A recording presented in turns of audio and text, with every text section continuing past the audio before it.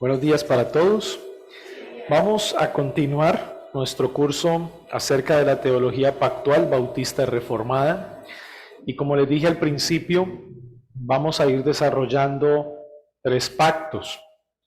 El pacto eterno de redención, el pacto de obras y finalmente el pacto de gracia. Ese fue un intento cronológico, ¿sí? Limitadamente cronológico. Teológicamente hablando, el orden que le hemos dado a los pactos es iniciar con el pacto de obras, luego ir al pacto eterno de redención para poder entender cómo Dios diseñó y planeó todas las cosas, y ahora vamos a entrar al pacto de gracia. Esta es la esperanza para el hombre pecador. O sea, el pacto de gracia es la esperanza que el pacto de obras no le pudo dar al hombre pecador. Recuerden que el pacto de obras no ofrecía un redentor, ni ofrecía un mediador, ni ofrecía esperanza. Pero el pacto de gracia sí nos ofrece esperanza, sí nos ofrece un redentor. A nosotros, al hombre pecador. Esta es la esperanza. Dice Sam Waldron que la relación que existe entre los pactos, lo que llamamos teología pactual, se opone a la posición popular del dispensacionalismo.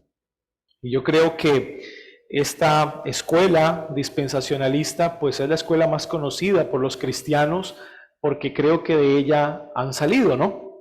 Cuando usted conoció el Evangelio de Cristo, muy seguramente usted lo conoció en una iglesia dispensacional.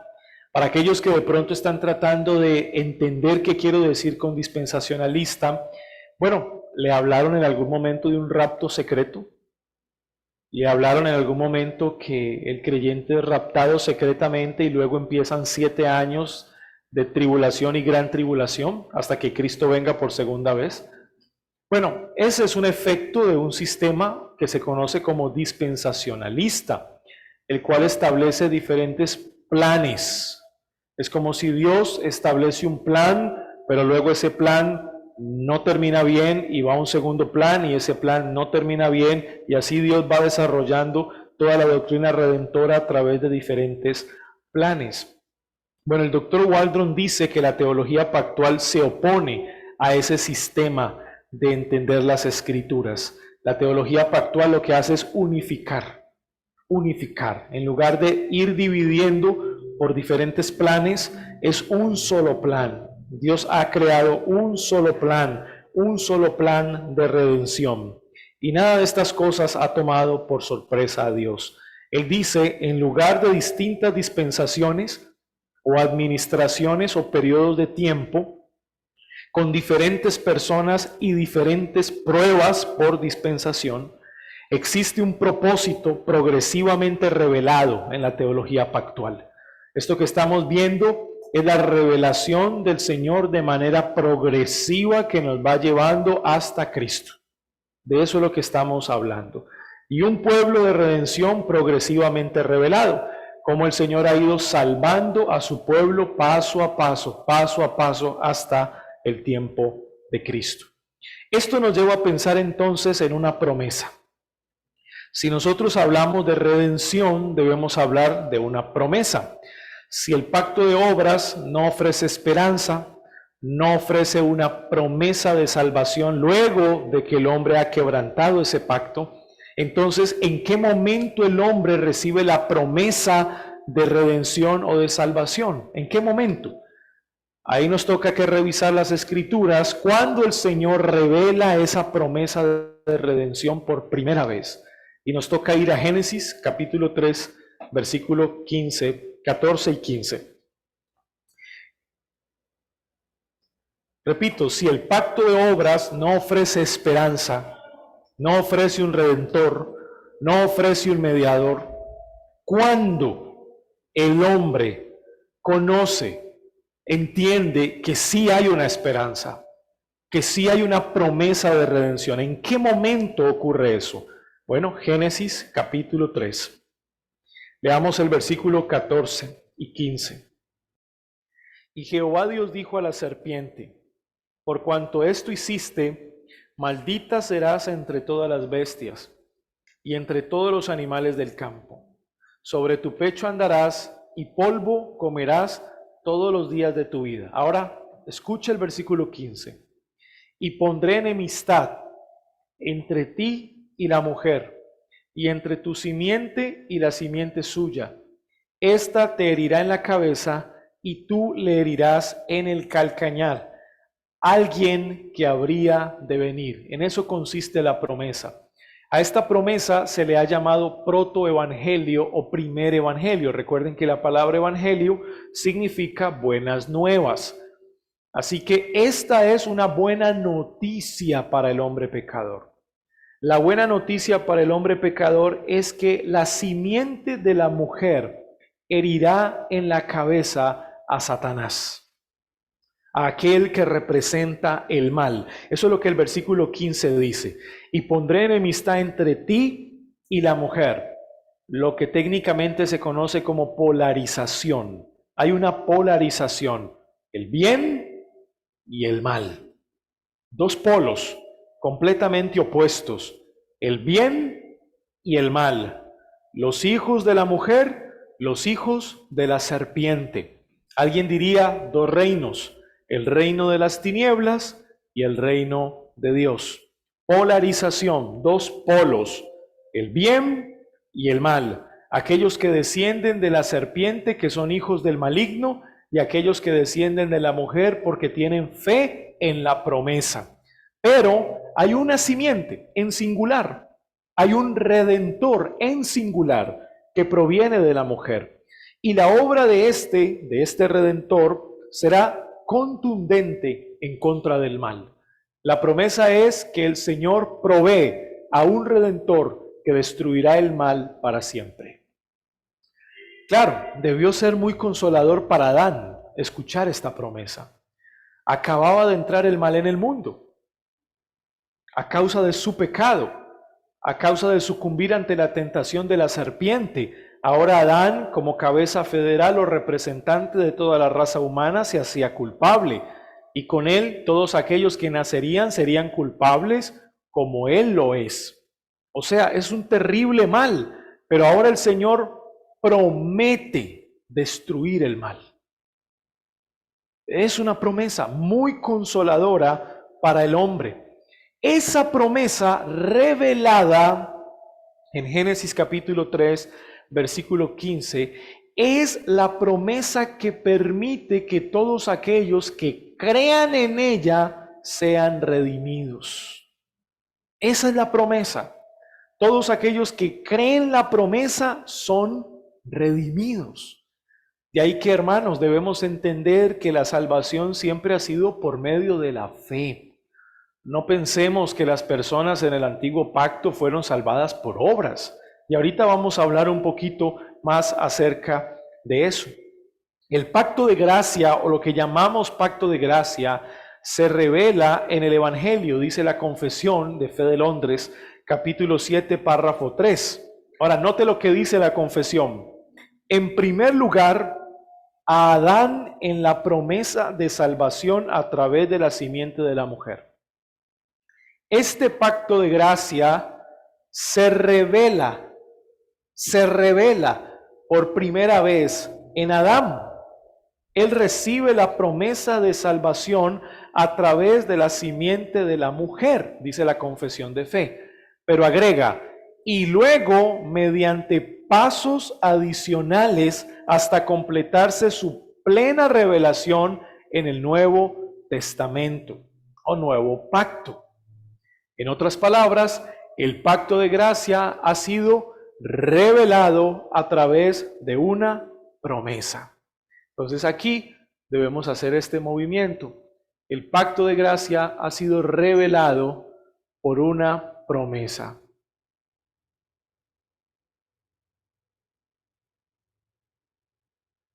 Y la cita de Génesis es clave. Génesis 3:15. El pacto de gracia ha sido revelado por medio de una promesa. Es una promesa. Es lo que la confesión de fe nos enseña. Ahí está. Una buena nueva, una buena noticia. Y sigue diciendo la confesión. y tiene su fundamento en aquella transacción federal y eterna que hubo entre el Padre y el Hijo acerca de la redención de los escogidos. Este pacto de gracia que es revelado a través de una promesa en Génesis 3, versículo 15, tiene su fundamento ¿dónde? En el pacto eterno de redención. En otras palabras, el pacto eterno de redención se revela en el tiempo y en la historia humana a través del pacto de gracia. Este pacto de gracia es la revelación del plan trazado en la eternidad entre las personas de la Trinidad. Esta es la revelación de ese plan trazado. Nosotros no pudiésemos conocer la transacción federal entre el Padre y el Hijo si no nos es revelada. Y cuando nosotros hablamos de aquello que es revelado, hablamos del pacto de gracia. O sea, el pacto de gracia es la transacción federal eterna entre el Padre y el Hijo, pero que ha sido ahora revelada a nosotros. Otra palabra clave ahí es manifestada a nosotros por medio de Cristo, de la persona de Cristo. Y sigue diciendo la confesión, y es únicamente a través de la gracia de este pacto, como todos los descendientes del Adán caído que son salvados obtienen vida y bendita inmortalidad.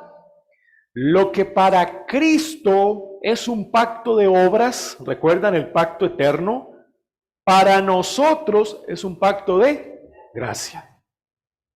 Y ayer lo decíamos, lo que para Cristo es una ley, obedecer lo que el Padre le ha enviado, para nosotros en el pacto de gracia es una promesa. Lo que para Cristo es obediencia a la ley que el Padre le estableció, para nosotros en el pacto de gracia es fe en la promesa.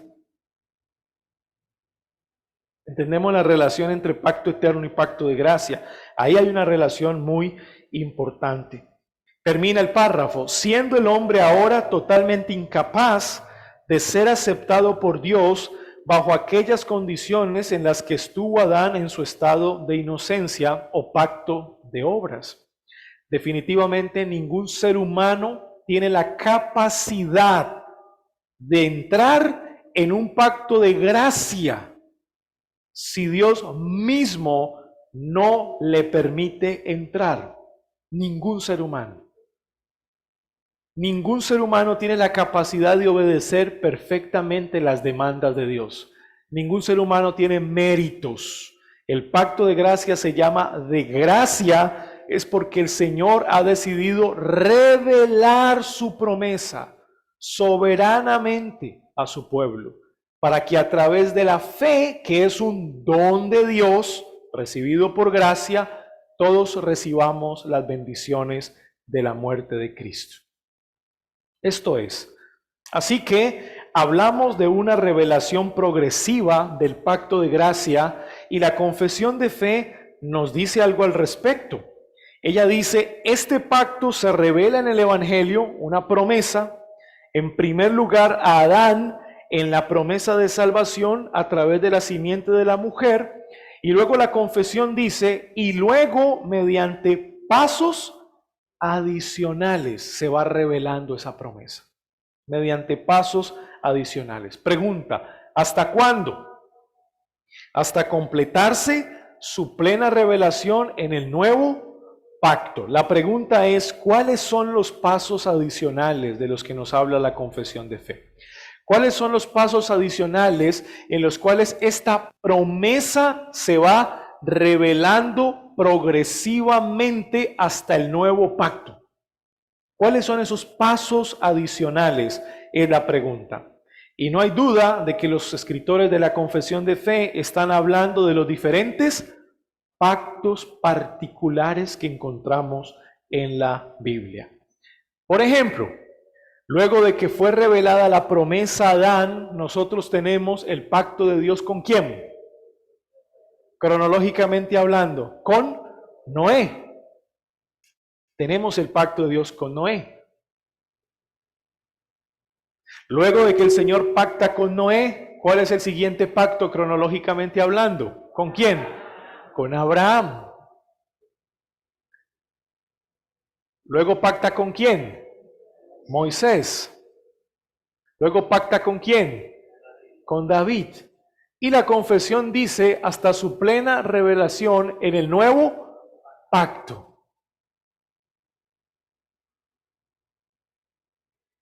Son pasos adicionales.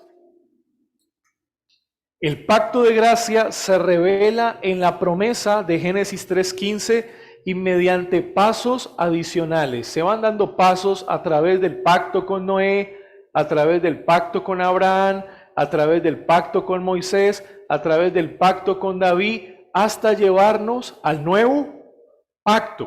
Y cada uno de estos pactos particulares van revelando progresivamente esta promesa, no las promesas en plural, sino esta promesa en singular.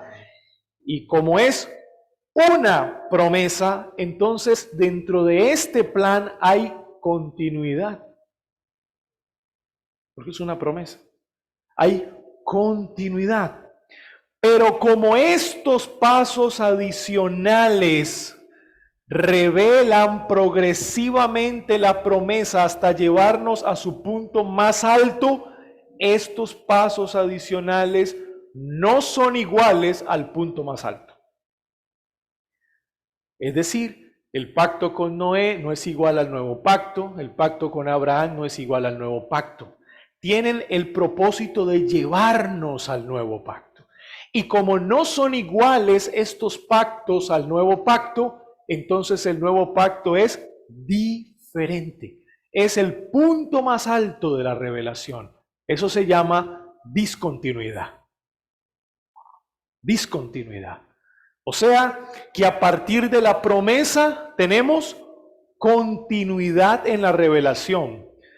Pero como el nuevo pacto es diferente a los pactos anteriores, tenemos discontinuidad, es decir, diferencia sustancial entre lo que es el nuevo pacto en su naturaleza y los pactos anteriores. Alguien, simplificando la idea, puede decir, pastor, entonces, cuando hablamos de la teología pactual, bautista reformada, está queriendo decir que es una teología que tiene continuidad y discontinuidad al mismo tiempo? Y la respuesta es sí. Si yo le pregunto a usted, hermano, explíqueme la continuidad de la teología pactual bautista reformada, ¿qué me diría? ¿Tiene continuidad? Sí. ¿Por qué? Porque es una promesa que se va revelando hasta Cristo. Eso es continuidad. Y si yo le digo a usted, la teología pactual bautista reformada tiene discontinuidad también, ¿usted qué diría? Sí. Y yo les pregunto, ¿por qué? Porque estos pactos que nos llevan al nuevo pacto sustancialmente son diferentes. Por eso el nuevo pacto es superior. Y ahí hay una discontinuidad. O sea que son ambas cosas. Hay continuidad y hay discontinuidad en la teología pactual bautista reformada. En otras palabras, el nuevo pacto se convierte en el establecimiento del pacto de gracia. Hasta aquí el pacto de gracia ha sido revelado por una promesa. Hasta aquí esa promesa la vamos conociendo con mayor intensidad, hasta su plena revelación o establecimiento en el nuevo pacto. Podríamos decir que el pacto de gracia se revela en Génesis 3:15, pero se establece en el nuevo pacto. No se establece antes, se establece solo en el nuevo pacto. Y claro, estas cosas las estoy diciendo a nivel general. Ahora vamos a ir entrando en cada uno de los detalles, de los elementos, como para ir comprendiendo quizá un poco más a fondo estas cosas. Vaya conmigo a Efesios capítulo 2, por favor. Mire lo que dice Pablo en Efesios capítulo 2.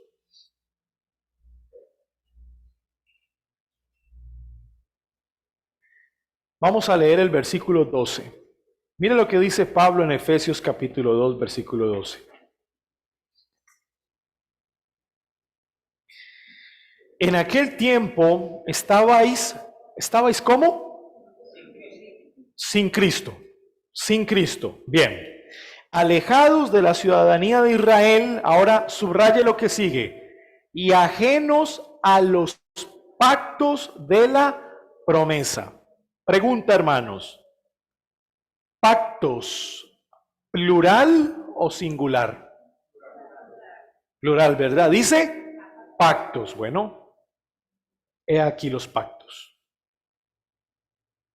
Noé, Abraham, Moisés, David. He ahí los pactos. Dice Pablo, ajenos a los pactos plural. Y los podemos contar, son varios pactos particulares. Pero luego dice, de la promesa. Pregunta, promesa, ¿singular o plural? El aquí. ¿Sí? Promesa, una, singular, a través de diferentes pactos en plural. Es lo que dice Pablo ahí. Estábamos ajenos a los pactos de la promesa. Ahí está. Sin esperanza y sin Dios en el mundo. En otras palabras, según Pablo, ¿qué es lo que le dio esperanza al pueblo? La promesa. Sin esperanza, ¿por qué? Porque estábamos ajenos a los pactos de la promesa. Ahora tenemos esperanza, dice Pablo, porque ya no somos ajenos a los pactos de la promesa. Ya no somos ajenos. Pero alguien puede decir, un gentil de la época puede decir, Pablo, pero pues yo no he leído el Antiguo Testamento. Sí, o sea, la verdad, yo apenas es que vengo a conocer el Evangelio con su carta de Efesios, pero yo no tengo conocimiento del Antiguo Testamento. ¿Cómo es posible que ahora, con lo que tú nos estás predicando de Cristo, tengamos esperanza en los pactos de la promesa? ¿Cómo, Pablo? ¿Cuál sería la respuesta de Pablo? Si ustedes han creído en Cristo, han creído el cumplimiento de la promesa. O sea, Pablo simplifica toda esta vasta teología veterotestamentaria, se simplifica ¿en qué? En el nuevo pacto. Finalmente, si ustedes por fe han creído en Cristo, bueno, Cristo es el cumplimiento de la promesa. Ya, eso es todo lo que necesitan saber. Ya tienen esperanza. Y no solamente eso, sino que ahora tienen mayor conocimiento del que los antiguos podían tener. En Cristo. Entonces notan cómo Pablo también trata de simplificar toda la teología pactual del Antiguo Testamento en la persona y en la obra de Cristo. Pactos, plural, de la promesa singular. Estabais sin Cristo, sin la persona de Cristo. Miren Lucas 22:20, por favor. Lucas 22:20.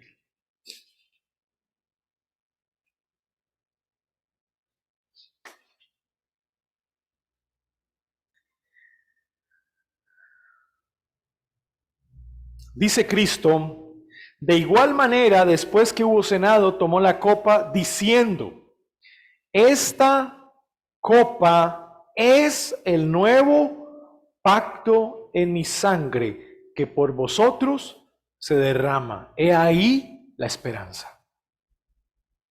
He ahí la esperanza. Esta copa es el nuevo pacto. Esta es una gran esperanza. Quizá nosotros ahora somos tan privilegiados que pues leemos toda la Biblia, pero póngase en el lugar de un gentil que está recibiendo el Evangelio de Lucas, porque Lucas era un gentil. Poco conocimiento tiene del Antiguo Testamento, muy poco, es decir, está apenas entrando a comprender estas cosas. Y lee esto. Claro, nosotros hoy leemos esto y nos vamos al Antiguo Testamento y comparamos, pero póngase en el zapato de ese gentil y lee esto a través de este Evangelio de Lucas. Esto fue lo que Lucas le dejó a esa iglesia local para predicar todos los domingos, de lo que tienen. Bueno, esta copa es el nuevo pacto en mi sangre. Es nuevo, wow. Es nuevo en comparación con todo esto. Es nuevo. No es el mismo, es nuevo. En mi sangre, no en la sangre de los corderos, no en la sangre de los sacrificios. Es más, un gentil podría pensar, no en la sangre de ningún ritual o sacrificio pagano grecorromano. O sea, nada de eso. Es en ese sacrificio, en esa sangre de Cristo, ahora escuche, que por vosotros se derrama. En lugar de ir yo a sacrificar un animal, Él se sacrificó por mí. ¿Entienden el punto? O sea, tratando de comprender el pensamiento de un gentil de la época, es como que, es decir, aquí está todo el Evangelio. En esta verdad, aquí está el Evangelio que se nos ha predicado. Williamson dice, esta promesa de inestimable valor para nosotros contiene los elementos esenciales de la redención. Esta promesa, que se desarrollará y expandirá en las generaciones que le siguen. Esa promesa se desarrolla en las generaciones que le siguen. En la misma ocasión que la maldición fue pronunciada sobre Adán y Eva, la simiente del Evangelio fue echada dentro de esta narrativa. Al mismo tiempo, el hombre recibe la sanción de la desobediencia al pacto de obras, todas las maldiciones, pero al mismo tiempo recibe una promesa de salvación.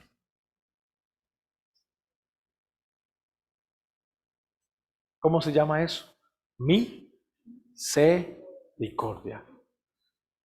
Porque a diferencia de lo que tenemos en el Edén, cuando hablamos de que la bendición implícita de la vida eterna en el pacto de obras es una expresión de bondad de Dios para que el hombre alcance un estado mejor, después de la caída, la revelación de la promesa es una expresión de misericordia, por cuanto le es dada a un miserable pecador. Es misericordia. Así que tenemos el pacto de gracia siendo revelado a través de una promesa. El pacto de la gracia, escuche esto, es la realización histórica del pacto eterno de redención. Es la realización histórica dentro de la historia humana del pacto de la redención. El pacto de obras nos dejó como culpables, nos dejó como corruptos. Esas fueron las consecuencias de desobedecer el pacto de obras. Pero ahora tenemos esperanza en el pacto eterno de redención. Vamos a simplificar un poco más esto para terminar la primera sesión en esta mañana. El pacto de obras prometido, revelado, el pacto de gracia, perdón, prometido, revelado y establecido. ¿Va con esas tres palabras? Sí, no se nos va a olvidar. Vamos a simplificarlo así. El pacto de gracia, aquí, revelado, prometido, perdón. Usted no se equivocó en sus notas, espero que no. Espero que no se haya equivocado. Si trajo lapicero, no va a tener cómo borrar. Prometido, aquí, revelado y acá, establecido. ¿Sí? Simplifique con esas tres palabras, por favor.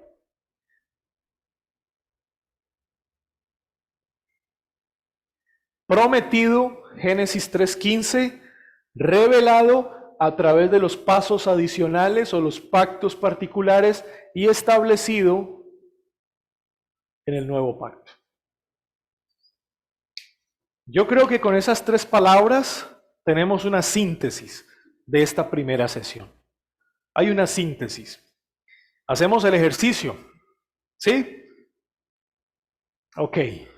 Si yo le digo a usted, ¿cuáles son esas tres palabras que nos permiten entender el pacto de gracia en esa realización histórica? ¿Cuáles son esas tres palabras que nos permiten ver el pacto de gracia en la realización histórica, o sea, dentro del tiempo y la historia humana? ¿Cuáles son esas tres palabras? El pacto de gracia ha sido prometido, luego revelado y luego establecido. Si yo le hago la pregunta, ¿cuándo fue prometido? En Génesis 3:15. ¿Cómo es revelado? ¿Y cuándo es establecido? Si usted se queda con eso, en esta sesión he cumplido mi misión. Es eso.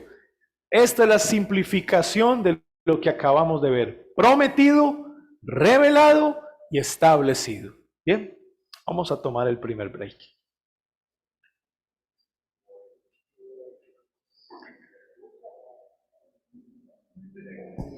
Hermanos, tenemos entonces 10 minutos. Les agradecemos por favor que consuman el café del otro lado y mantengamos el orden en este salón. Ya nos vemos.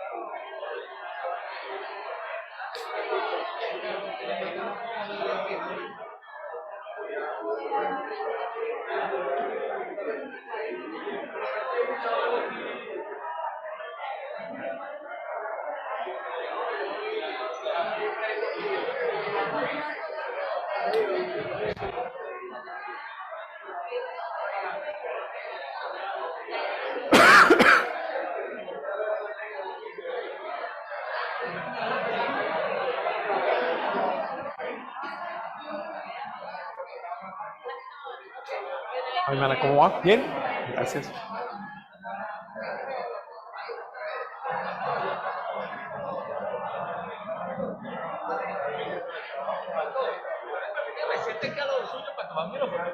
Sí. Con su permiso. ¿Cómo estás? Bien. Bien. Chévere. Mira, he disfrutado mucho sus clases.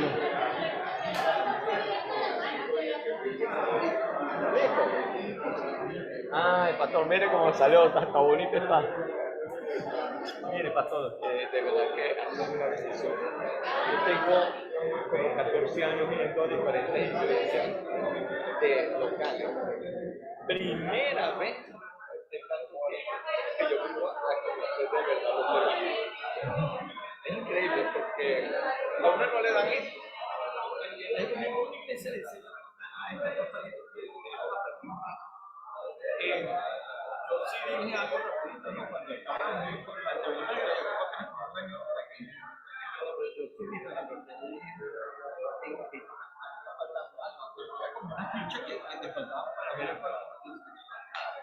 Y yo dije, para mí, que sea perfecto, y aquí hasta Así es. muchas gracias. Qué mal.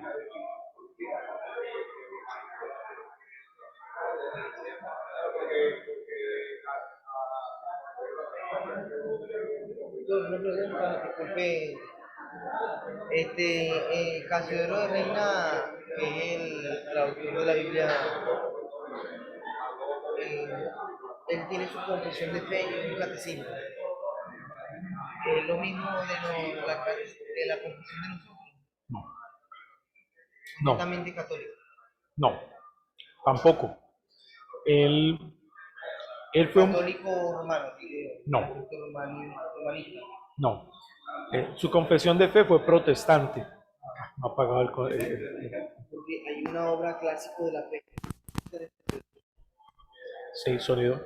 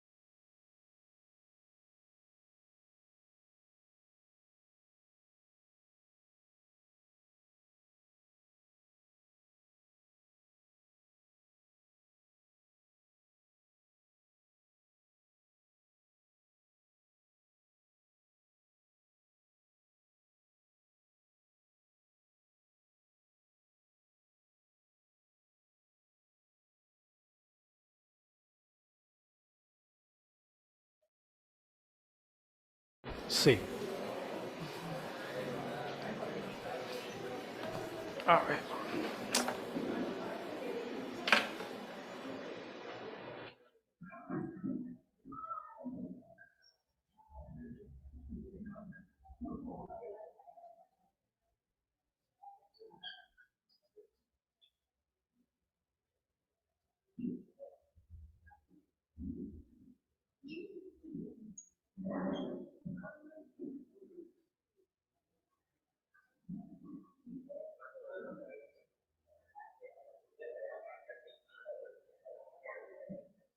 Bueno, muy bien. La pregunta que nos hacemos en este punto de la clase es si la teología pactual es una doctrina exclusivamente de los bautistas reformados. Esa es la pregunta. Y la respuesta es no, no. La doctrina conocida como teología pactual es una doctrina muy característica de la tradición reformada. Y ahí es un punto importante para que nosotros comprendamos lo siguiente. Hay una tradición reformada.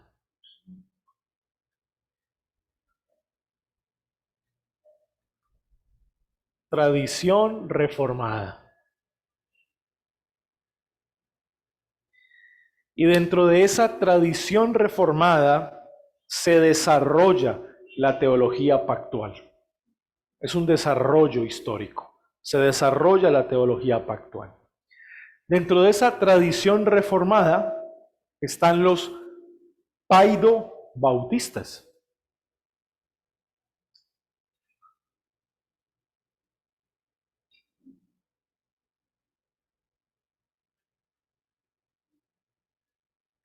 Y se les llama paido-bautistas porque bautizan niños, infantes.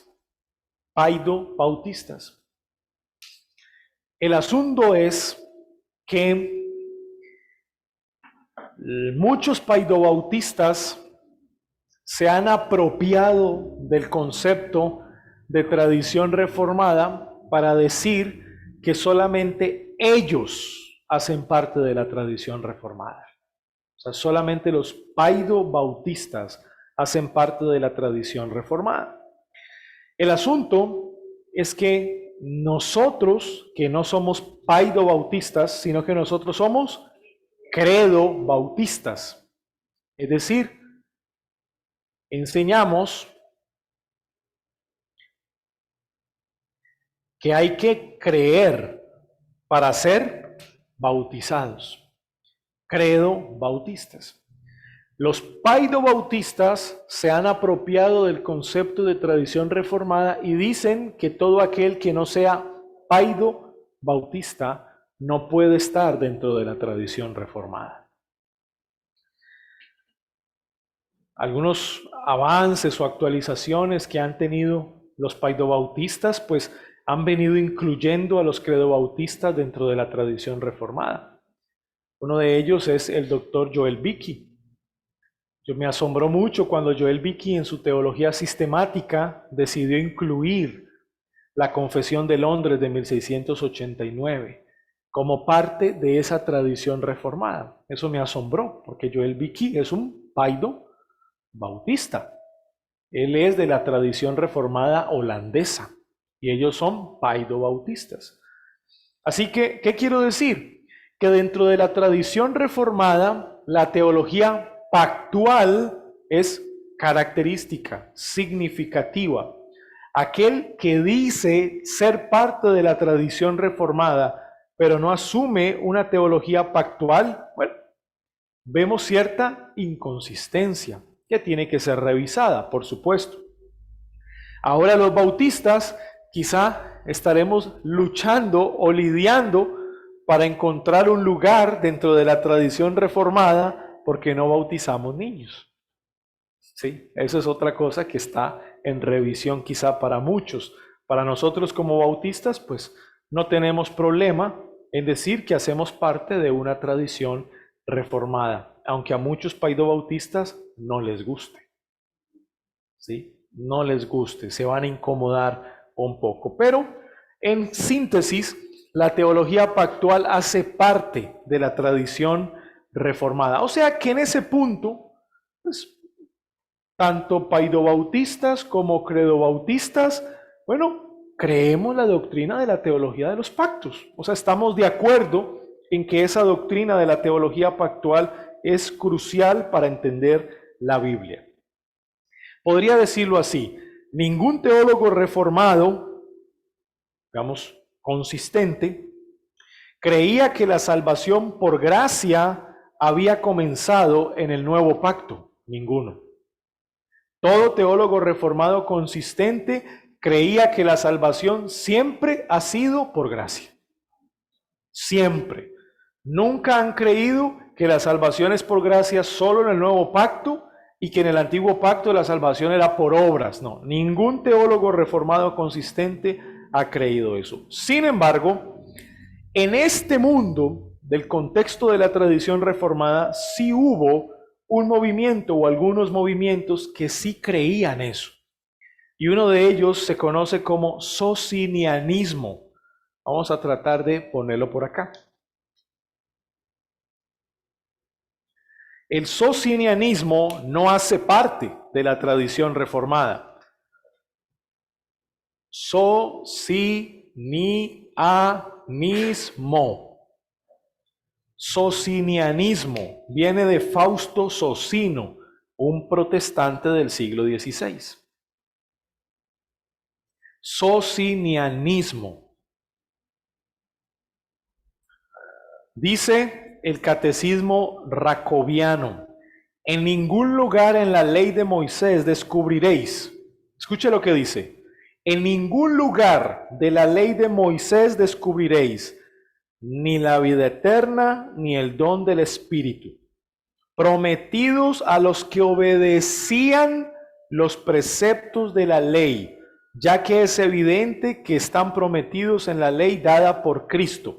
En otras palabras, el catecismo racoviano trataba de explicar que los hombres, para alcanzar la salvación en el antiguo pacto, debían obedecer.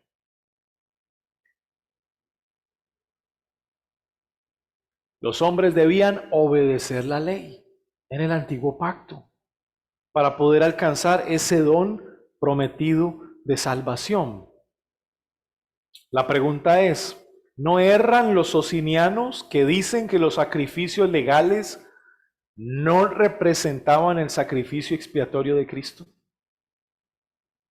Ni que eran tipos ni figuras del mismo, sino que esos sacrificios que los judíos ofrecieron por el pecado realmente y en verdad purgaron todos los pecados por los cuales fueron ofrecidos. ¿Notan el punto? La posición sociniana ponía su confianza en los sacrificios de animales.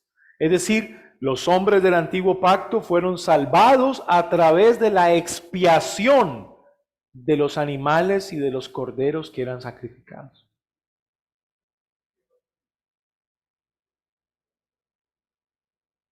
O sea que ahí tenemos una gran discrepancia entre el socinianismo y la tradición reformada. Hay una gran diferencia. Estos creen y han creído que la salvación siempre ha sido por gracia, por medio de la fe. Pero el socinianismo aparece en el siglo XVII, bueno, no se origina en el siglo XVII, pero con mayor fuerza teológica aparece en el siglo XVII con este tipo de declaraciones. Hay dos tipos de salvación, hay dos formas de salvación. Una por obras en el antiguo pacto y otra por fe en el nuevo pacto.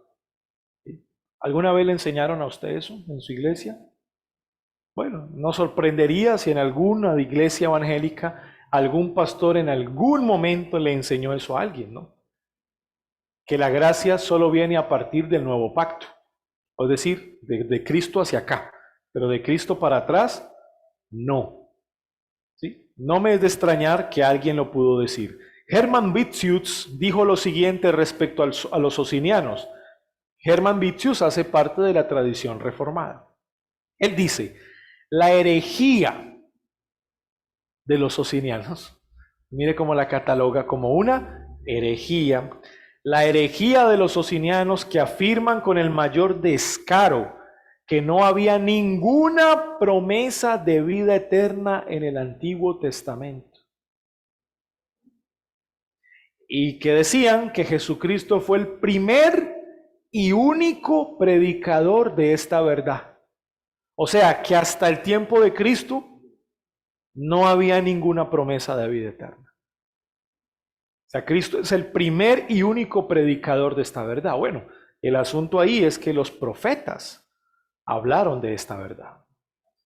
No con tanta claridad, obviamente, como la encontramos en el cumplimiento en la persona de Cristo, pero hablaron.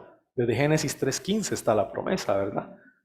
Entonces, es evidente que sí hubo movimientos pensadores que no, o que se oponían más bien a la tradición reformada, que no estaban de acuerdo con la tradición reformada. Escuche esto, ciertamente algunos en estos últimos días han revivido la vieja imaginación pelagiana, que ante la ley los hombres fueron salvados por la conducta y bajo la ley por las doctrinas directivas, por los preceptos, por los sacrificios, y añade, sin ningún respeto al Señor Jesucristo y a su mediación en otro pacto.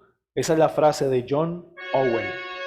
John Owen está comparando al pensamiento sociniano con el pensamiento pelagiano. Una salvación por obras.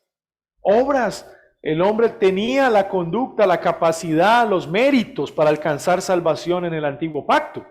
Para Owen eso es pelagianismo. O sea que si sumáramos opiniones de diferentes teólogos de la tradición reformada, es evidente que hay una clara diferencia entre la tradición reformada y otras posiciones, en este caso como el socinianismo, ¿sí? Completamente diferente. Bien, tradición reformada y una tradición no reformada. Creo que en parte eso llevó a los bautistas también a escribir su confesión de fe. La primera confesión de fe de los bautistas particulares fue publicada en el año 1644 y fue una confesión de carácter apologético. Ellos estaban defendiendo su posición teológica de las acusaciones que los paidobautistas les estaban haciendo. Los estaban acusando de anabautistas. ¿Qué significa la palabra anabautistas? Rebautizantes, ¿no? Que es un término despectivo que probablemente acotó Zwinglio a los hermanos, a la comunidad de hermanos de Zúrich, que no estaban de acuerdo con el bautismo de niños. Entonces las personas adultas se volvían a bautizar. Por eso les llamó rebautizantes. Ahora yo les pregunto, ¿cuántos rebautizantes hay aquí? Bueno, si usted fue bautizado por el catolicismo romano y luego fue bautizado por la iglesia evangélica, a usted le aplicaron un rebautismo. Bueno, el asunto es que los anabautistas creían muchas cosas raras. Muchas. Los anabautistas creían que todavía habían sueños. Eran vigentes las visiones, estaban vigentes. Era necesario el don de profecía. Permitían el hablar en lenguas y cosas semejantes. Ahora, a nivel político eran separatistas radicales, eran iconoclastas, destructores de imágenes.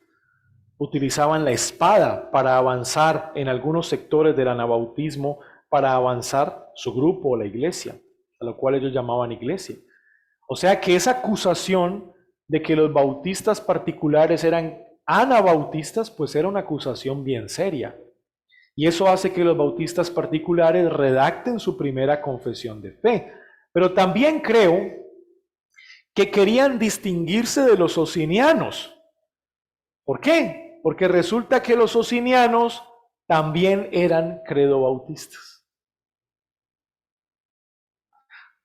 Los socinianos posteriores, ya hacia el siglo XVII, no bautizaban niños. Tampoco bautizaban niños. O sea que claro, los bautistas particulares se estaban dando cuenta que todos los que pensaban como ellos eran grupos heréticos.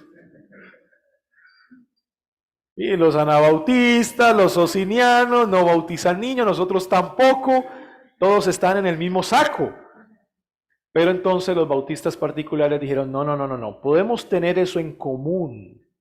Sí, no bautizamos niños. Pero en el resto de cosas somos completamente diferentes.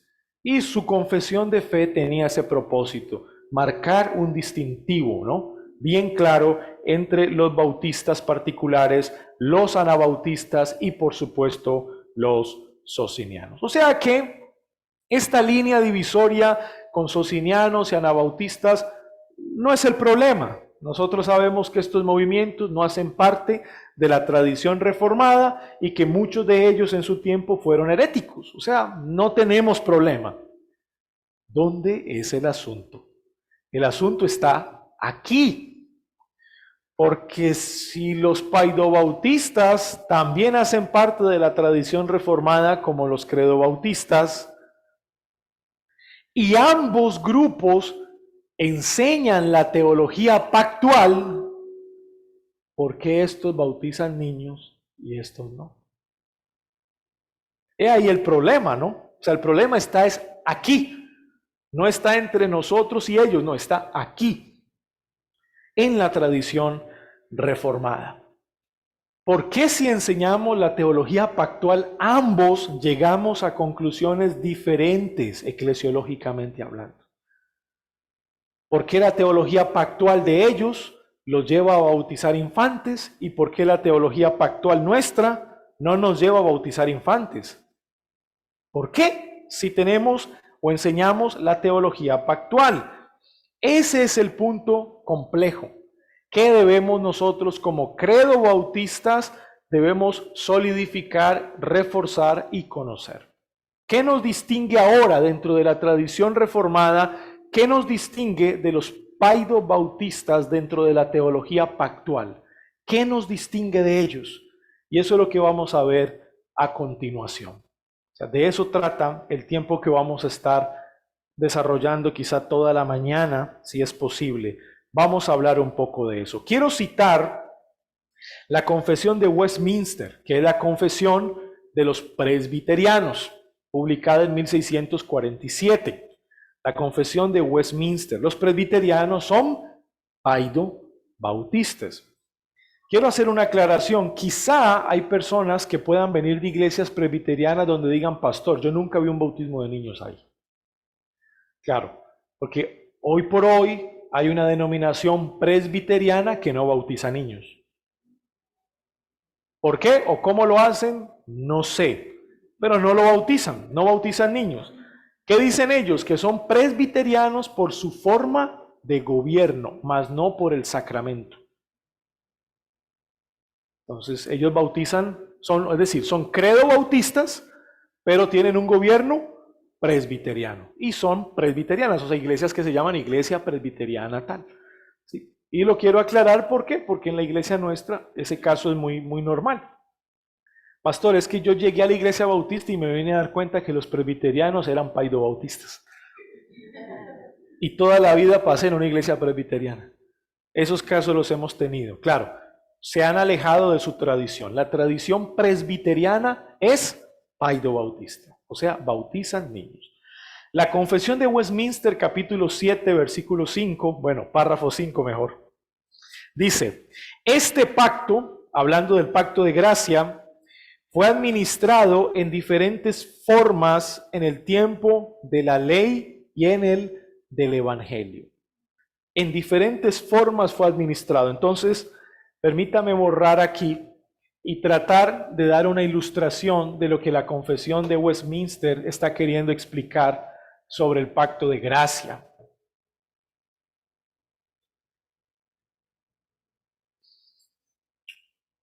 Un pacto de gracia,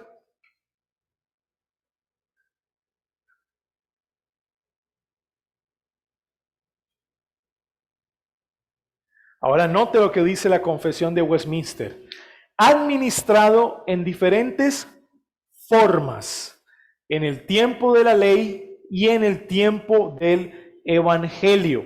En otras palabras, un pacto con dos administraciones. Una de ellas es la administración de la ley, llaman ellos ley, que sería antiguo pacto, y otra, el evangelio, que sería nuevo pacto.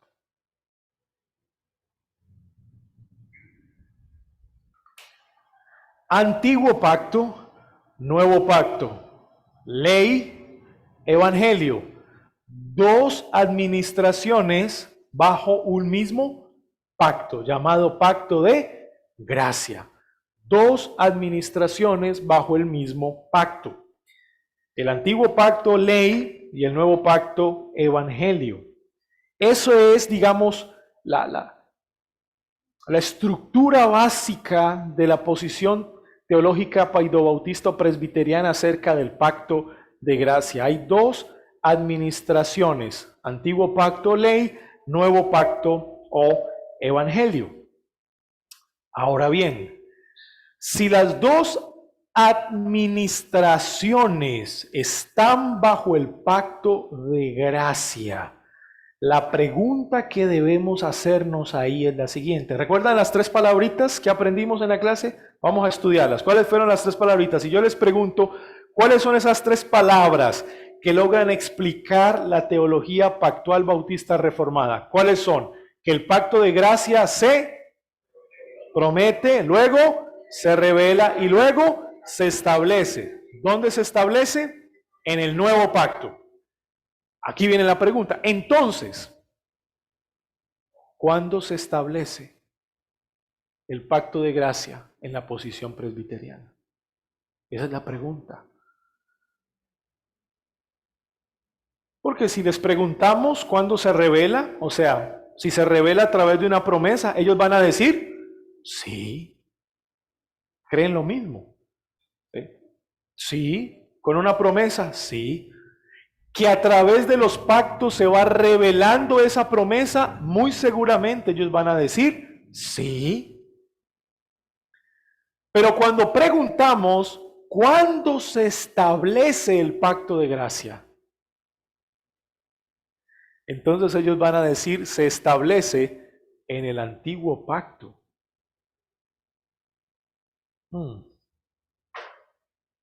Ya empieza a sonar extraño, ¿verdad? Es más, para una clase como esta, nuestra mente no está preparada para eso. Notan que uno dice el pacto de gracia se establece en el antiguo pacto y uno inmediatamente, ya la mente misma como que rechaza la idea. O sea, hay que hacer un esfuerzo. Yo lo veo en el rostro de ustedes, ya empezaron a tratar de relacionar. Ya ustedes están diciendo, ¿cómo? Es decir, la mente empieza a esforzarse. ¿Por qué? Porque entender el sistema de teología pactual presbiteriana es complejo. O sea, la mente se tiene que esforzar mucho para tratar de comprender las conexiones. Ahora bien, cuando hablamos de antiguo pacto dentro de la posición presbiteriana, la mayoría de los presbiterianos hacen esto. Antiguo pacto, sí, son 3 pactos particulares. Abraham, Moisés y David. Ese es el antiguo pacto. Abraham, Moisés y David. El antiguo pacto empieza con Abraham, porque a él le fueron prometidas ciertas cosas que se tenían un cumplimiento en el pueblo de Israel, o sea, en el reino nacional. Ok, el antiguo pacto empieza con Abraham, Moisés y David. Entonces, ellos dicen que el pacto de gracia se establece en el antiguo pacto apuntando ¿a dónde? Al pacto con Abraham. Se establece en el pacto con Abraham, que hace parte del antiguo pacto para ellos. ¿Y dónde ellos ven ese establecimiento del pacto de gracia con Abraham? En la promesa. Cuando Dios le promete a Abraham un pueblo. Y a través de Abraham serán benditas todas las familias de la tierra. Entonces el presbiteriano dice, ¿lo ven? Ahí está establecido el pacto de gracia. ¿O no es así? No hay una promesa clara de bendición espiritual en Abraham. Los estoy convenciendo.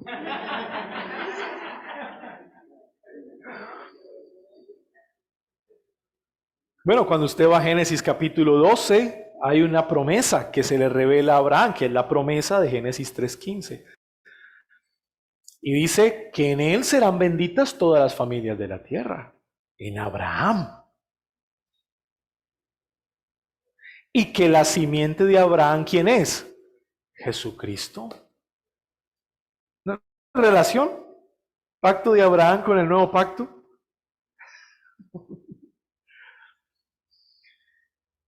Digamos que hasta este punto hay relaciones muy interesantes y como que todo va bien. Es decir, hasta ahora entendemos claro que hay una relación entre el pacto abrahámico y el nuevo pacto. Sí la hay. Claro que lo que se le promete a Abraham se cumple en el nuevo pacto con Cristo, por supuesto. Claro que de un hijo de Abraham vendría el Redentor, que es Cristo, por supuesto. Claro que la promesa de una familia espiritual tiene su cumplimiento en Cristo, que es la iglesia. Claro que hay una relación, pero el asunto se nos complica aquí. Pero resulta que al que le dan la promesa, que es Abraham, al mismo tiempo se le da una condición. ¿Qué se le dijo a Abraham en Génesis capítulo 17? Que los hijos varones debían ser circuncidados para que las bendiciones de este pacto los alcanzaran. Si los hijos varones no serían circuncidados, las bendiciones de este pacto no los alcanzaría.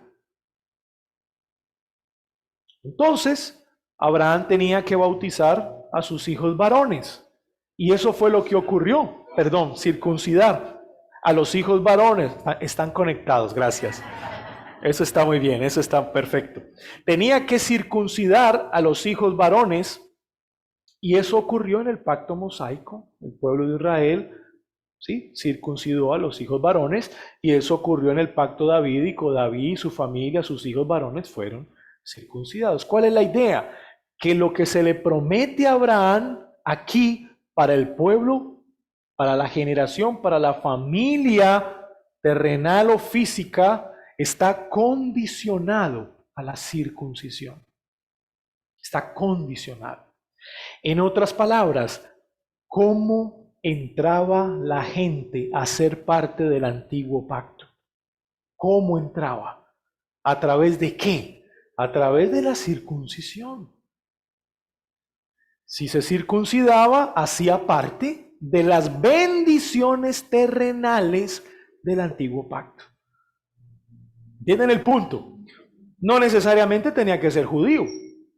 Podía ser un prosélito, una persona no judía, pero que venía al pueblo, un varón tenía que hacerse circuncidar. Entonces, las bendiciones prometidas a Abraham, bendiciones terrenales prometidas a Abraham, alcanzarían incluso a los mayordomos de las familias porque se hacían circuncidar.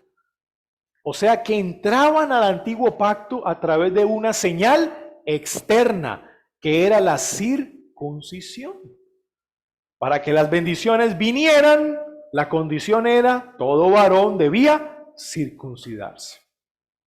Y esa es la dinámica del antiguo pacto. Ahora, ¿nosotros tenemos algún desacuerdo con eso? No, pues es que era así.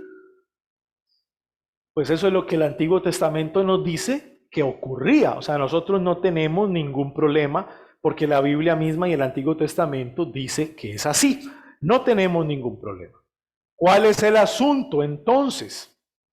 El asunto es que los presbiterianos o paidobautistas, escuchen esto,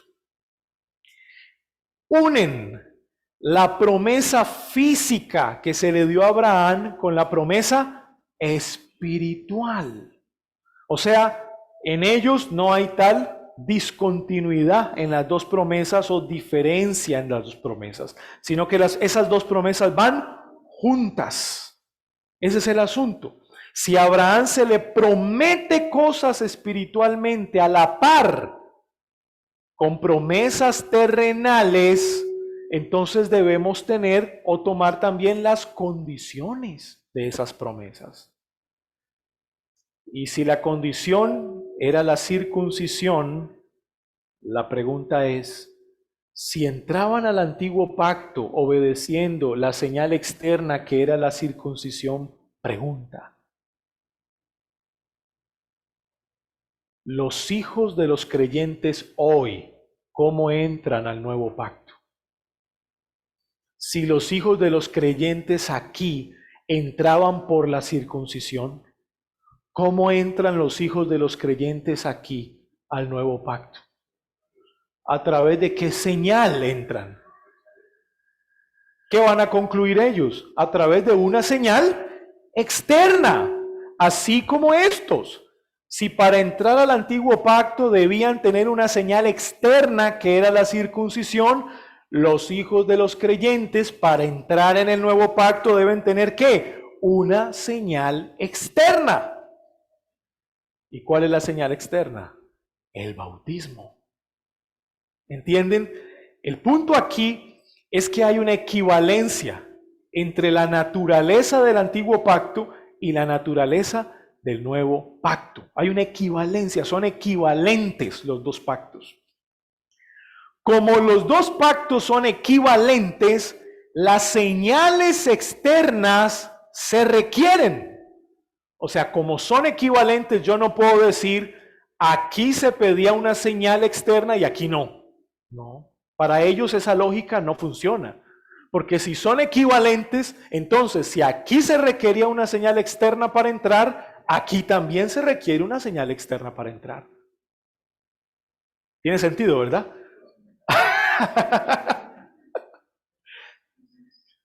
Los estoy convenciendo.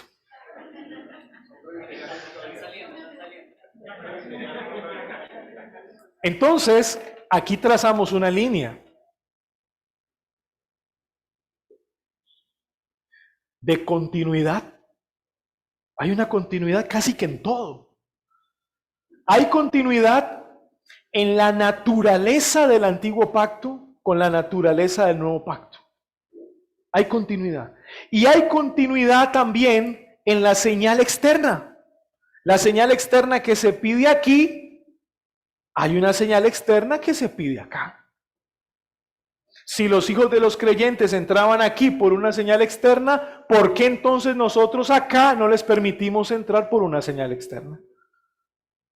¿Por qué? Ahora, si nuestra teología bíblica, la idea, el propósito es unir todas las piezas, ¿no deberíamos hacer lo mismo acá? Ahora, noten que los hijos de los creyentes acá no necesariamente eran creyentes. La señal externa los hacía partícipes de las bendiciones del pacto, pero no los hacía creyentes. Entonces ellos hacen lo mismo acá. Aplican la señal externa, que es el bautismo, que permite que las bendiciones del pacto de sus padres los alcancen a ellos, aunque no los haga cristianos. ¿Notan por qué el paidobautismo de la tradición reformada es diferente al católico romano? ¿Sí notaron ya la diferencia entre los dos? Porque el paidobautismo romanista sí dice que cuando el niño se somete al sacramento del bautismo recibe gracia salvadora, es decir, gracia que perdona el pecado original. En otras palabras, es como si el bautismo lo hiciera cristiano al niño. Pero en la posición reformada presbiteriana del bautismo infantil, mire que ellos no dicen eso. ¿Entendió el punto? Ellos no dicen eso. Si la señal externa aquí no hace creyente a las familias de Israel, a los hijos de los padres creyentes de las familias de Israel, la señal externa aquí tampoco tiene por qué salvar al niño. O sea que ellos bautizan al niño no creyendo que el bautismo los hará salvos o les perdona el pecado original, sino que lo bautizan como una señal externa para que el hijo del creyente entre a ser parte del nuevo pacto y reciba las bendiciones que están en sus padres. Las bendiciones los alcancen. ¿Cómo les suena eso? Bueno, y para acabar de ajustar, le quiero leer un versículo bíblico. Le quiero leer un versículo bíblico. Primera de Corintios capítulo 7, versículo 14. Mire lo que dice el versículo. Porque el marido incrédulo es santificado en la mujer y la mujer incrédula en el marido, pues de otra manera vuestros hijos serían inmundos. Escuchen, mientras que ahora son santos. ¿Lo ven? ¿Lo ven? Mis hijos que han sido bautizados de pequeños, ahora en el nuevo pacto, son preservados, son santificados, son consagrados. Pero no estoy queriendo decir que sean cristianos. Y el texto tampoco dice que sean cristianos. Pareciera tener buena consistencia, ¿no? El asunto. Para los credobautistas, ¿dónde esto se complica? Y yo creo que es una pregunta legítima. ¿Cómo establecer la equivalencia entre la señal externa del antiguo pacto y la señal externa del nuevo pacto? ¿Cómo establecer la equivalencia entre la circuncisión y el bautismo? Es decir, ¿cuáles son los argumentos bíblicos más fuertes que tratan de alguna manera de relacionar la circuncisión con el bautismo? Esa es una pregunta de un credo bautista y es una pregunta legítima. Legítima. Bueno, ¿por qué no otra señal? Viene la pregunta. ¿Por qué el bautismo? ¿Por qué no otra señal? Y claro, como yo siempre digo en la clase, los presbiterianos tienen respuesta a toda pregunta. Ellos van a tener siempre un argumento a toda pregunta. Muy difícilmente serán corchados realmente en su argumentación. Y lo digo con respeto. Los bautistas diferimos de ellos, claro que sí, pero tenemos que reconocer que a la hora de que ellos defienden su argumento, tienen respuesta para cada pregunta. Que esas respuestas no nos convenzan a nosotros es otra cosa, pero tienen respuesta para cada pregunta. Esa es una pregunta legítima. Si en el antiguo pacto se requería una señal externa para entrar, ¿por qué la señal externa en el nuevo pacto primero es el bautismo? Segunda pregunta legítima. ¿Cómo entender las profecías que nos hablan de que aquellos que hacen parte del nuevo pacto son aquellos cuyo corazón ha sido transformado de corazón de piedra a corazón de carne? O sea, las profecías parecen hablarnos que los miembros del nuevo pacto deben ser regenerados. ¿Y cómo yo sé que mi hijo es regenerado? ¿Saben cómo responden ellos a ese tipo de profecía? Recuerden que ellos tienen respuestas para todas las preguntas. Dicen que los profetas no están hablando del nuevo pacto. Están hablando del reino eterno. Y hay un texto bíblico que a mí me llama la atención. Déjeme, yo lo busco en un momentico, a ver. Y me llama la atención porque la verdad, hermanos, creo que hay que hacer un esfuerzo grande hermenéutico para llegar a esa conclusión. Ya lo encontré. Jeremías 31. Miren esto. Versículo 31 en adelante. Y les voy a demostrar cuál es el punto aquí. Jeremías 31:31. He aquí, vienen días, dice Jehová, en los cuales haré nuevo pacto con la casa de Israel y con la casa de Judá. Nuevo.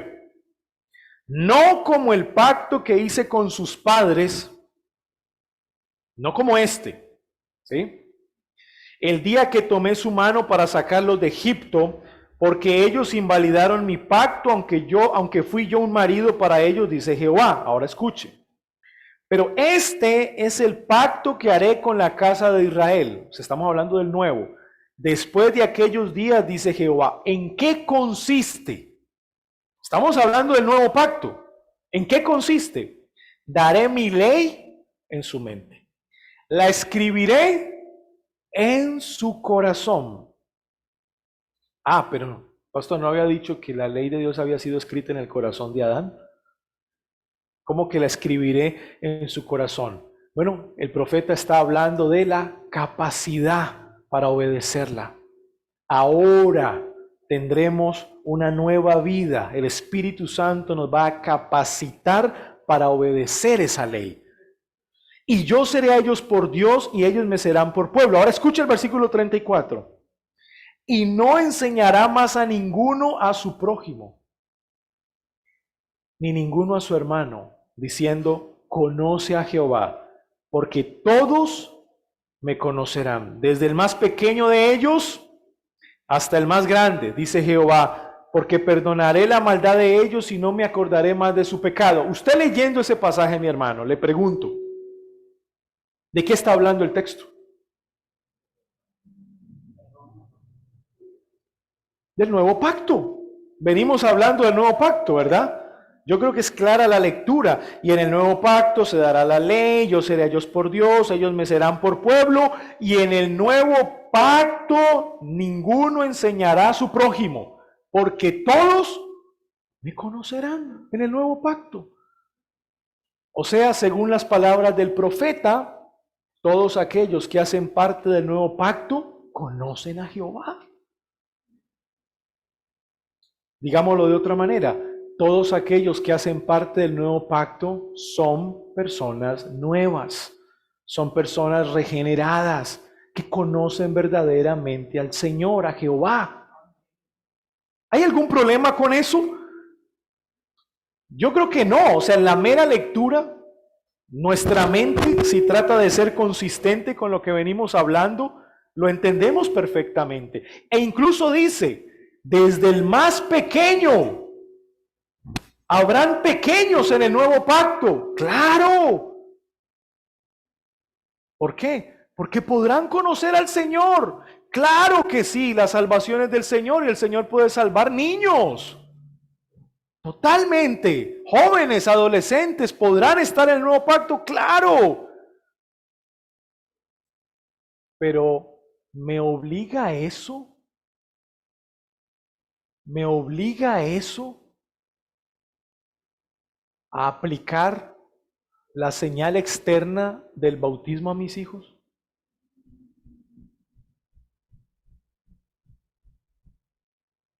Decir que pueden haber niños en el nuevo pacto porque el Señor ha decidido salvarlos, o jóvenes o adolescentes en el nuevo pacto porque el Señor los ha salvado y en ellos hay fe.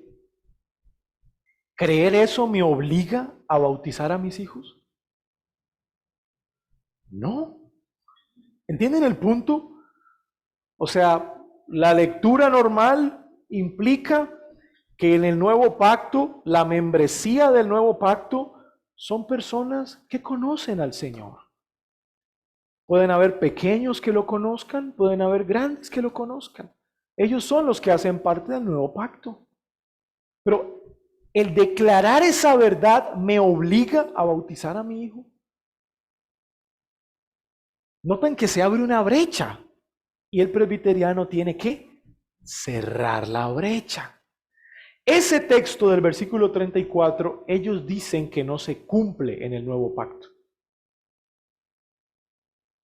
Ellos dicen que el cumplimiento del versículo 34 no es en el nuevo pacto, es en el reino eterno. O sea, cuando estemos con Cristo en un cielo nuevo y en una tierra nueva, ahí el versículo 34 tiene su cumplimiento pleno. Todos me conocerán. ¿Cuándo? Allá, cuando estemos con Cristo. Ahora, ¿por qué deben llevar ese versículo al reino eterno? Porque si ese versículo lo dejan en el nuevo pacto, entonces no hay ninguna razón para bautizar a mi hijo, porque quienes hacen parte del nuevo pacto no son aquellos hijos que son bautizados, son aquellos hijos que son regenerados. Entonces, el versículo deben enviarlo al reino eterno. O sea, deben empezar a hacer ajustes, deben empezar a ajustar la teología. Y ese es el asunto que a mí me parece complejo en la posición presbiteriana. Les voy a poner un ejemplo. Usted nunca ha escuchado de esto. Es más, nadie le ha enseñado acerca del bautismo. Nadie. Yo le regalo mi Biblia y le digo, léela. Y me traes un resumen del Nuevo Testamento. Léete el Nuevo Testamento. Usted se va para su casa, lee el Nuevo Testamento, bien juicioso, bien ordenado, y luego hablamos. Y cuando usted venga a hablar conmigo y yo le pregunte, ¿has leído acerca del bautismo? ¿Leíste algo acerca del bautismo? Usted me va a decir, claro, pastor, yo cuando leí el Nuevo Testamento leí acerca del bautismo. Yo te voy a preguntar, ¿qué debes hacer entonces para ser bautizado? ¿Sabe qué me va a responder usted? Debo creer. Estoy seguro que ninguna persona me va a decir, bueno, pastor, depende. Si analizamos la relación entre el antiguo pacto y el nuevo pacto, miramos que hay una equivalencia entre la señal externa del uno y del otro, entonces la circuncisión es equivalente al bautismo. Por lo tanto, debemos ser bautizados, pero mis hijos también, porque en la circuncisión nadie va a decir eso. O sea, la lectura llana del Nuevo Testamento a cualquier cristiano simplemente va a decir, pastor, yo debo creer para ser bautizado. Entonces, el asunto se complica. ¿Por qué se complica el asunto? Porque la posición paidobautista presbiteriana depende del Antiguo Testamento. Depende del Antiguo Testamento. Y eso es lo que vamos a tratar de desarrollar en la próxima sesión. En la próxima sesión, después del break, vamos a tratar de seguir desarrollando cómo es que ellos leen o empiezan a interpretar todo este sistema teológico. Pero eso será en la próxima sesión. Ya nos vemos. Diría yo la posición más tradicional de los presbiterianos respecto al establecimiento del pacto de gracia en el antiguo pacto, particularmente en el pacto abrahámico, por ende, pacto mosaico también y pacto davídico. Podríamos decir que hay dos elementos necesarios cuando se habla del federalismo presbiteriano, dos elementos necesarios. El primero es la unidad del pacto de gracia. Noten cómo el antiguo pacto y el nuevo pacto son dos administraciones del mismo pacto de gracia. Si el pacto de gracia se establece con Abraham, entonces hay unidad entre el antiguo pacto y el nuevo pacto. Hay unidad, plenamente unidad. Y esa unidad es una unidad de tipo sustancial. La palabrita, sustancia. Lo que ellos van a decir es que la sustancia del antiguo pacto es la misma sustancia del nuevo pacto, por cuanto ambos entonces son administraciones de un mismo pacto, que es el pacto de gracia. La sustancia une el antiguo pacto con el nuevo bajo un solo pacto llamado pacto de gracia. Tiene la misma sustancia. ¿Cómo eran salvados las personas en el antiguo pacto? Por medio de la fe. ¿Cómo son salvadas en el nuevo pacto? Por medio de la fe. ¿Cómo ingresaban los hijos de los creyentes en el antiguo pacto a este pacto? Por medio de una señal externa. ¿Cómo ingresan los hijos de los creyentes al nuevo pacto? Por medio de una señal externa. ¿Cuál es la señal externa aquí? La circuncisión. Entonces, ¿cuál es aquí? El bautismo. ¿Notan? Hay una unidad. Lo que se está viviendo aquí, las realidades que se viven aquí, se están pasando al nuevo pacto. También se viven aquí. Los elementos constitutivos que están aquí son elementos constitutivos que vienen aquí. Hay unidad. Eso se llama continuidad. Teológicamente es continuidad. Vamos a ver cuántos prestaron atención en la primera clase. Cuando yo les presenté la estructura bautista, yo les dije que la teología pactual bautista tiene continuidad, porque es la misma promesa revelándose, ¿verdad? Yo les dije eso. Pero luego les dije que en comparación con el nuevo pacto hay discontinuidad. Bueno, esa discontinuidad no la tienen los presbiterianos. No la tienen. Esa diferencia amplia, sustancial entre el nuevo pacto y el antiguo pacto, ellos no la tienen. Por eso yo les hablé de esas dos palabritas, continuidad y discontinuidad. Así que ellos traspasan las realidades del antiguo pacto, las traspasan al nuevo pacto, porque sustancialmente son un pacto de gracia. Son un pacto de gracia. Pastor, ¿quiere decir que los presbiterianos creen entonces que las personas, todas las personas que hicieron parte del antiguo pacto se salvaron? No, solo los que creyeron la promesa. Van a decir ellos. Y está bien, o sea, es lo que la Biblia enseña. Pastor, ¿quiere decir eso entonces que los hijos de los padres creyentes en el Antiguo Testamento que se les practicó la circuncisión, fueron salvos por la circuncisión? ¿Qué van a decir ellos? No. Para todo hay una respuesta. Pero aquí viene una pregunta. Pero si una persona se bautiza, o sea, obedece la ordenanza del bautismo, ¿no debería participar también de la cena del Señor? Bueno, entonces, ¿por qué ellos, cuando bautizan al niño, no le permiten al niño participar de la cena?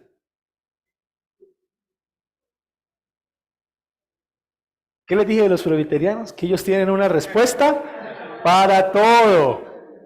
Entonces, ¿qué van a decir ellos? Pastor Alejandro, le quiero recordar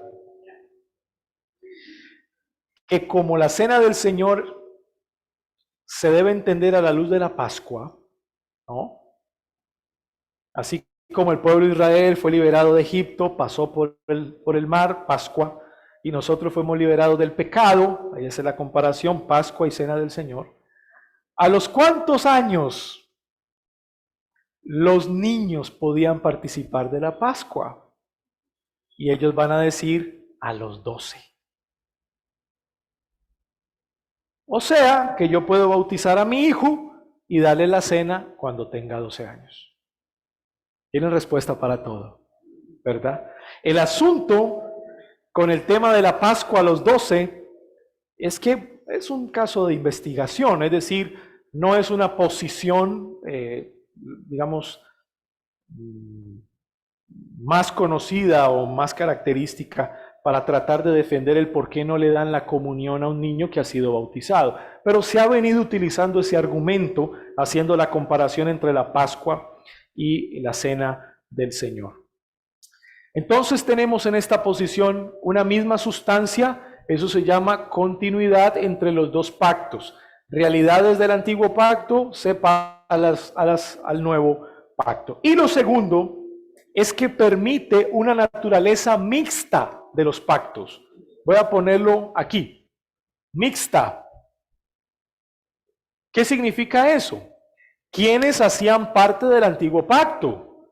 Creyentes y no creyentes, por el solo hecho de practicar una señal externa, la circuncisión.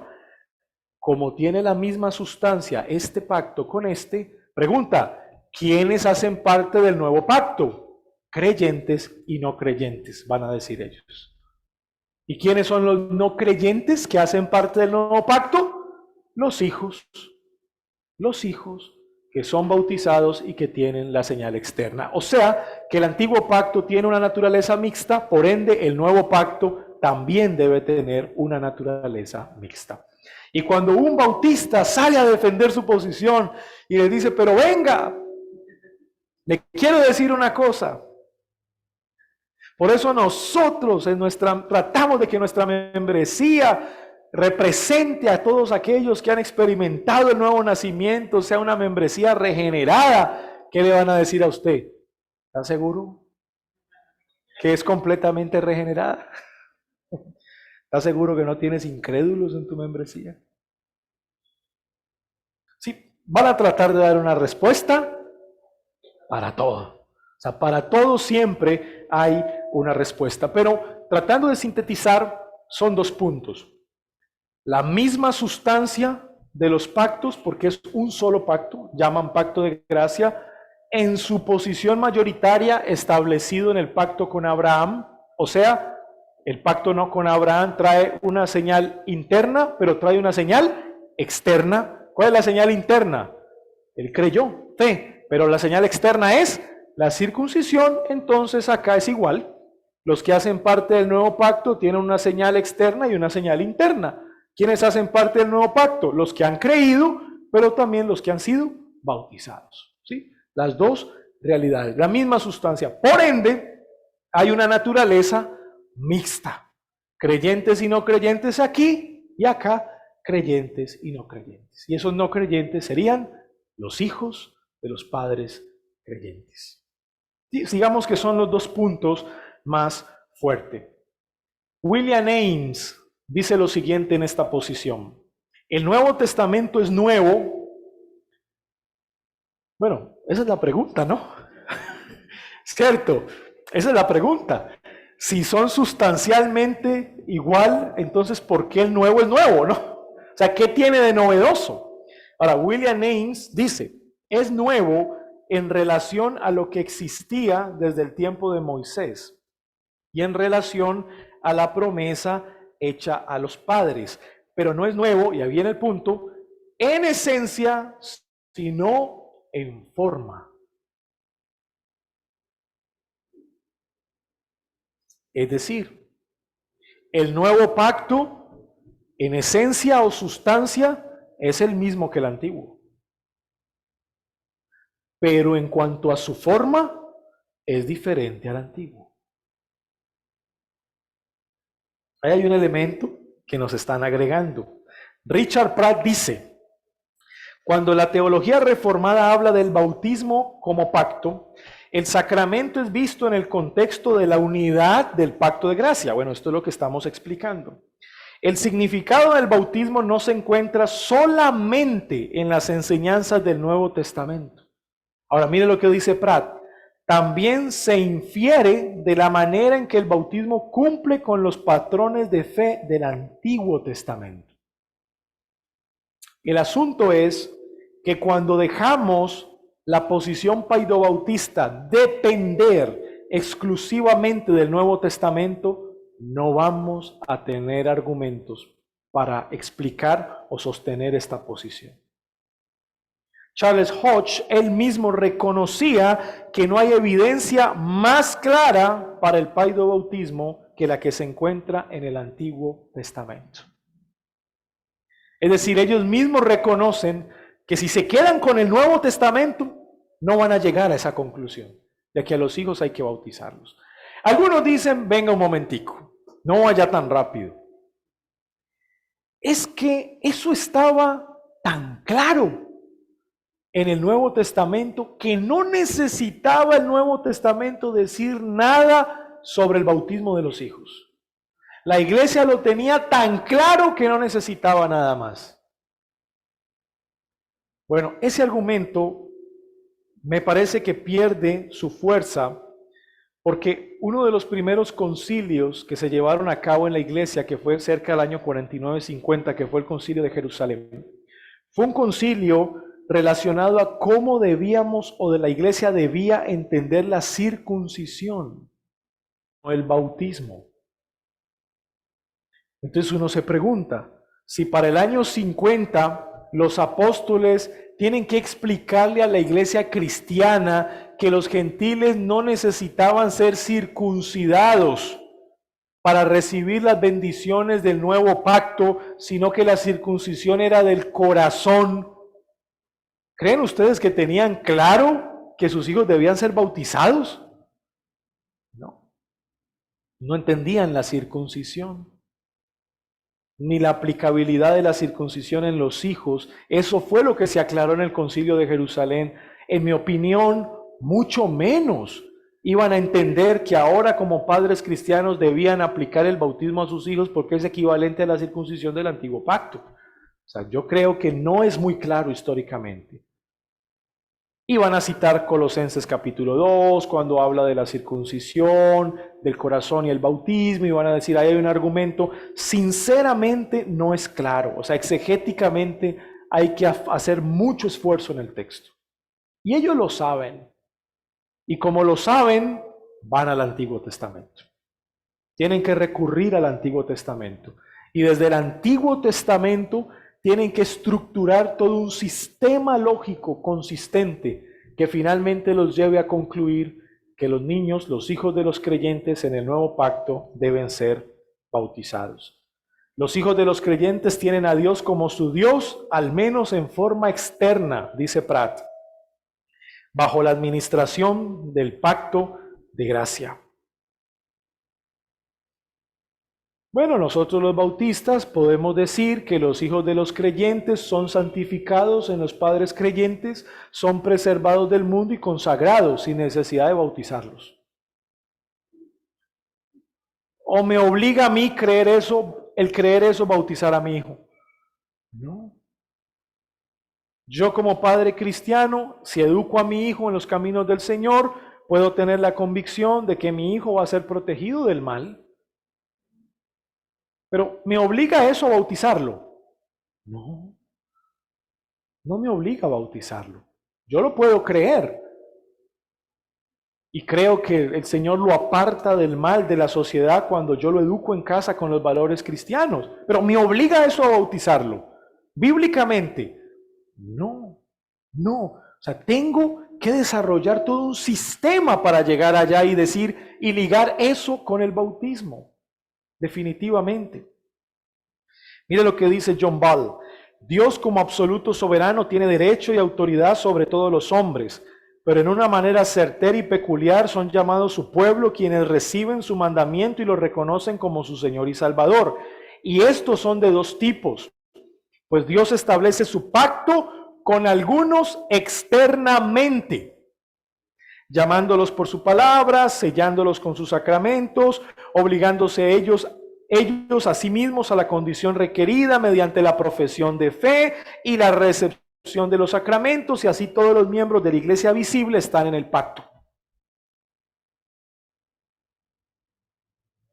O sea que existe la posibilidad de que estos, los hijos de los creyentes, a través del sacramento, participen de las bendiciones del nuevo pacto.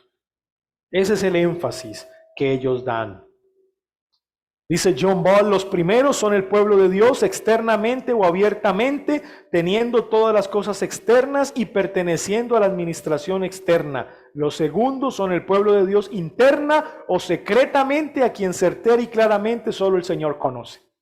O sea, naturaleza mixta. En el nuevo pacto hay quienes son regenerados de corazón, señal interna, pero también son los que se han puesto una señal externa, pero no son regenerados de corazón, que solo Dios conoce. ¿Quiénes son ellos? Nuestros hijos. Y esto suena bien consolador para los padres. Suena bien consolador para los padres. Pero no. Y entiendo el espíritu detrás de esta enseñanza, pero como nosotros debemos ser fieles al texto, eso es lo que va a primar. Puede ser muy consolador, pero yo creo que también es muy consolador decirle al padre de familia: si tú eres un buen creyente, eres un buen esposo, eres una buena esposa, obedeces al Señor, tus hijos ven tu ejemplo, tus hijos van a ser bendecidos. Y eso no implica que tú tengas que bautizarlos. No implica eso. Así que ambos mensajes pueden ser consoladores. De esta manera, hermanos, tenemos el sistema o la teología pactual presbiteriana paido-bautista, y quiero aclarar quizá una posición entre las muchas posiciones de las cuales hoy se está hablando o se está explicando. Ahora, ¿cuál es el asunto aquí? Que si la diferencia es en forma, no en sustancia, pues eso justifica en alguna manera que aquí se aplique la circuncisión y aquí se aplique el bautismo. En forma. Se está cambiando la forma, pero no la sustancia. El espíritu y la naturaleza sigue siendo el mismo. Por eso la pregunta que dicen: venga, pastor, entonces, si aquí se circuncidaban los hijos varones, ¿por qué aquí se bautizan los niños y las niñas y no solamente los niños? Ellos tienen respuesta a todas las preguntas. Y la respuesta que ellos van a dar es federalista. Ellos van a decir: un momentico, ¿quién es la cabeza federal de la familia? El padre de familia. Él representa el hogar. Entonces, mi esposa hace parte de las bendiciones del antiguo pacto por mi circuncisión, porque yo la represento. Y mis hijas hacen parte de las bendiciones del antiguo pacto por mi circuncisión, porque yo las represento. Cabeza federal. Desde el federalismo ellos tratan de defender el hecho de por qué cuando ahora venimos al nuevo pacto, entonces las niñas son bautizadas, no solamente los niños, sino que las niñas también son bautizadas. Entonces ellos van a decir: sí, nosotros somos la cabeza federal de la familia, seguimos siéndola. Por eso me hice bautizar. ¿O usted cree que los presbiterianos no son credobautistas también? ¿Sí o no? Ellos son credobautistas también, porque la gente adulta que llega a su iglesia se hace bautizar. O sea que ellos no solo bautizan niños, ellos también bautizan gente adulta. Entonces el adulto, cuando se hace bautizar, representa a su familia también. Y por ende, el bautismo del adulto, que se aplica ahora a mujeres y hombres, hace que también se aplique a los niños, niños y niñas. Y resaltan el hecho de que ahora en el nuevo pacto hay otra cabeza federal, superior a la del antiguo. Ellos lo reconocen. Y esa cabeza federal es Cristo, porque ellos lo dicen así. Ellos no niegan que la cabeza federal del nuevo pacto no sea Cristo. Ellos dicen, ahora estamos en una mejor cabeza federal. Tenemos un mejor representante. Es Cristo. Por eso ahora las niñas tienen el privilegio de participar en esta ordenanza. Ellas también son bautizadas. Ellos no niegan que Cristo sea la cabeza federal del nuevo pacto. Y aquí viene una pregunta. Si Cristo es la cabeza federal del nuevo pacto, ¿no se entiende entonces que Él representa a un pueblo? ¿Cómo Cristo puede representar a incrédulos? Si Cristo es la cabeza federal del nuevo pacto, Él representa ¿a quiénes? A todos los que están unidos a Él. A todos los que son verdaderamente creyentes. Porque recuerde que la membresía del pacto está ligada a su representante. ¿A quién representa Adán en el pacto de obras? A los hombres caídos. ¿A quién representa Cristo en el nuevo pacto? A las personas regeneradas. ¿No es eso más consistente? Pero ellos van a tener que aceptar que Cristo, al ser la cabeza federal del nuevo pacto, termina representando a no creyentes. Pero claro, hay todo un asunto doctrinal que un presbiteriano se lo puede explicar mejor que yo.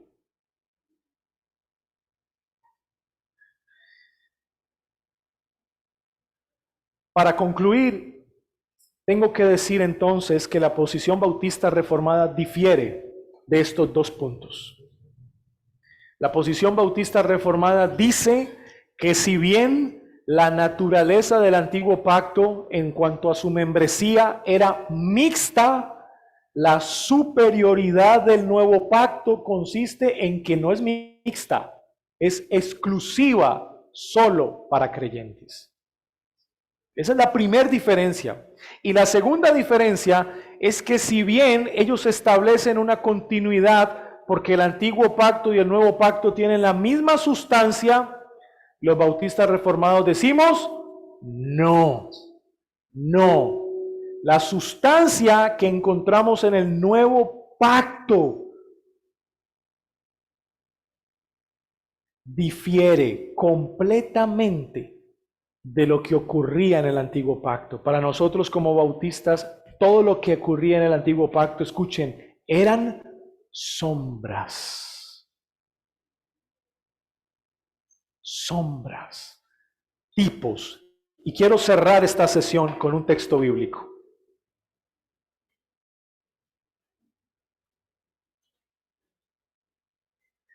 Colosenses capítulo 2, versículo 16 al 17.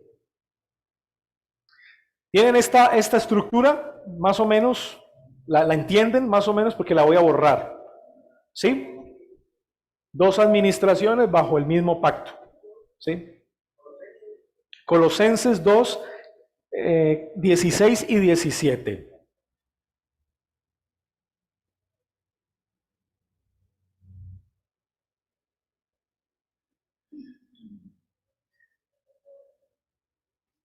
Mire lo que dice este texto.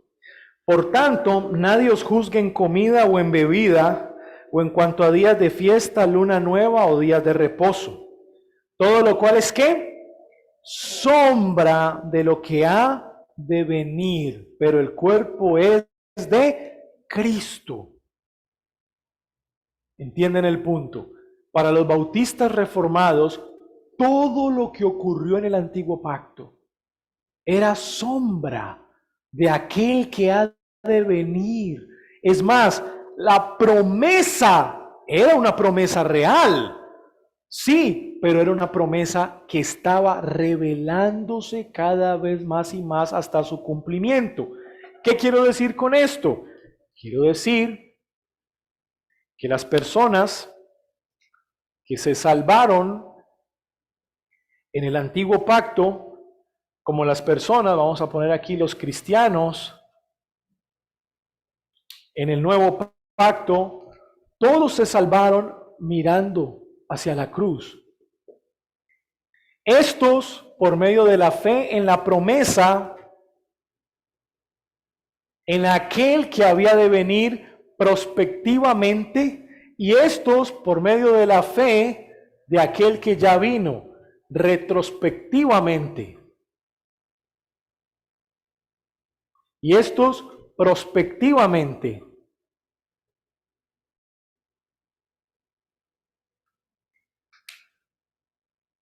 Estos, escuchen, se salvaron por medio de la fe en la promesa a pesar del antiguo pacto, no en virtud de él.